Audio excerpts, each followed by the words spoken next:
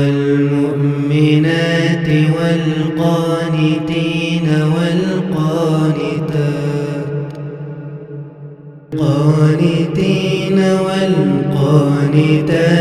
والصادقين والصادقات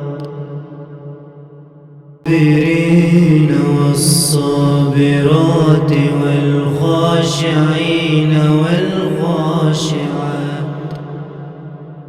إن المسلمين والمسلمات والمؤمنين والمؤمنات والقانتين والقانتات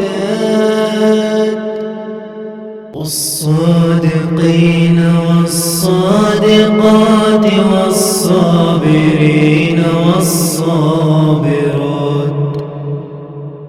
والخاشعين والخاشعات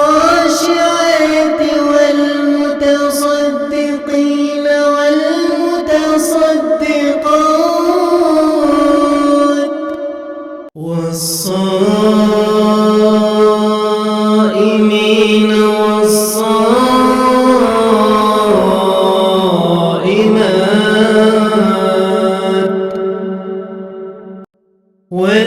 والحافظين فروجهم والحافظات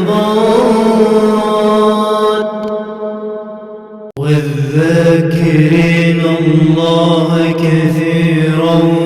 والذاكرات والذاكرين الله كثيرا والذاكرات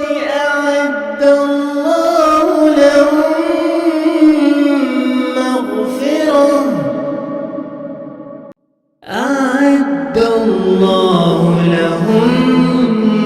مغفرة وأجرا عظيما.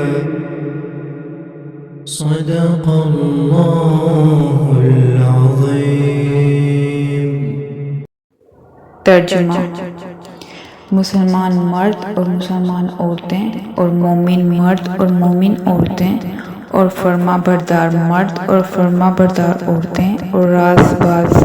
مرد اور راست باز عورتیں اور صبر کرنے والے مرد اور صبر کرنے والی عورتیں اور پرورتنی کرنے والے مرد اور پرورتنی کرنے والی عورتیں اور حیرات کرنے والے مرد اور حیرات کرنے والی عورتیں اور روزے رکھنے والے مرد اور روزے رکھنے والی عورتیں اور اپنی شرمگاہوں کی حفاظت کرنے والے مرد اور حفاظت کرنے والی عورتیں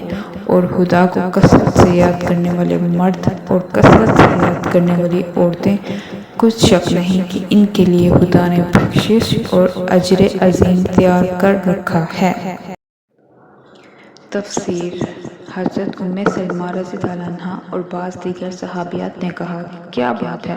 اللہ تعالیٰ ہر جگہ مردوں سے ہی خطاب فرماتا ہے، عورتوں سے نہیں؟ جس پر یہ آیت نازل ہوئی، اس میں عورتوں کی دلداری کا اہتمام کر دیا گیا ہے، ورنہ تمام احکام میں مردوں کے ساتھ عورتیں بھی شامل ہیں، سوائے ان محسوس احکام کے جو صرف عورتوں کے لیے ہیں۔ اس آیت اور دیگر آیات سے یہ واضح ہے کہ عبادت و اطاعت الہی و آخری درجات و فضائل میں مرد اور عورت کے درمیان کوئی تفریق نہیں ہے، دونوں کے لیے یکساں طور پر یہ میدان کھلا ہے اور دونوں زیادہ سے زیادہ نیکیاں اور اجر و ثواب کما سکتے ہیں۔ جنس کی بنیاد پر اس میں کوئی کمی پیشی نہیں کی جائے گی۔ علاوہ ازیں مسلمان اور مومن کا الگ الگ ذکر کرنے سے واضح ہے کہ ان دونوں میں فرق ہے۔ ایمان کا درجہ اسلام سے بڑھ کر ہے، جیسا کہ قرآن و حدیث کے دیگر دلائل بھی اس پر دلالت کرتے ہیں۔